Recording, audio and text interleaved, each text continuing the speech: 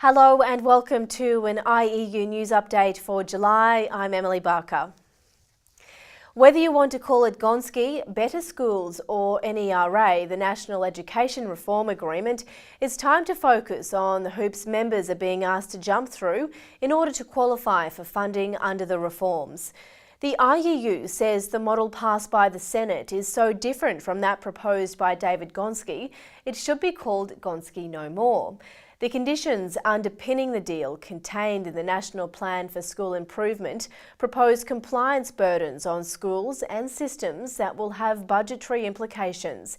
Many also have potentially serious consequences for the work and working conditions of teachers and support staff. Responding to the industrial implications of these conditions will shape the IEU's agenda over the coming months. IEU General Secretary Gonski states, "At the core of the introduction of new curriculum, school readiness assessments, data collection and the like is the provision of adequate resources. New work requires new investment or it simply fails. Nowhere is there a list of work they want us to stop doing." You can read more in July's News Month. Are you being paid for supervising Prac? How are these duties impacting your workload? If you have had recent experience supervising Prac teachers, the IEU would like to hear from you. The current rate universities pay for Prac has not been updated since 1991. Teachers supervising Prac receive just a fraction of what is available. Early childhood teachers commonly receive none. IEU General Secretary Gonski says teachers who supervise Prac must be adequately compensated with a fairer distribution of the money provided for this service. He says the practicum is not owned by universities or by the government. Without teachers and schools, it couldn't happen. The IEU is examining the increased value of the service Prac supervisors provide. It urges stakeholders to work together to ensure Prac is a positive experience for all participants. To share your Prac experiences, email mark@ieu.asn.au. Support staff in Catholic independent schools were offered a 2.5% pay increase earlier this year. Now their employers have changed the terms of the offer, insisting they accept 2.5% for 2014 as well. Meanwhile, the 2.5% increase offered to support staff in Catholic systemic schools is under threat. Systemic school employers are trying to absorb a 0.25% superannuation increase into the adjustment, reducing the pay rise to 2.25%.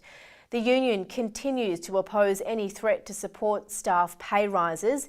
It says teachers should also see this as a warning of what they might encounter in the new year. Members in all sectors are flocking to take full advantage of the IEU Professional Development Program, including the popular PIP Pedagogy In The Pub sessions and a raft of conferences. The IEU Environmental Conference sold out 5 weeks before the event, and places for the support staff and early childhood conferences are expected to go quickly. This year's Support Staff Conference on the 23rd of August focuses on dealing with workplace bullying and getting on with the job. The theme of the Early Childhood Conference on the 31st of August is Advocacy, Activism and Transformation. For a full list of professional development opportunities available this term, visit the IEU website. Are you in your final years of studying teaching? Well, the IEU invites student-teacher members to a free forum in Sydney on Saturday the 10th of August to assist in securing their first teaching job. It will focus on writing CVs, preparing for interviews, learning about the New South Wales Institute of Teachers and understanding contracts of employment and industrial agreements. Participants will get to meet potential employers and to find out what they're looking for, but registrations are essential. Visit the IEU website for more details. Have you been a member for more than 30 years, or do you work with someone who has? More than 1,500 long-termers joined the IEU in or before 1983. This year, the union celebrates 30-plus year members with a commemorative badge.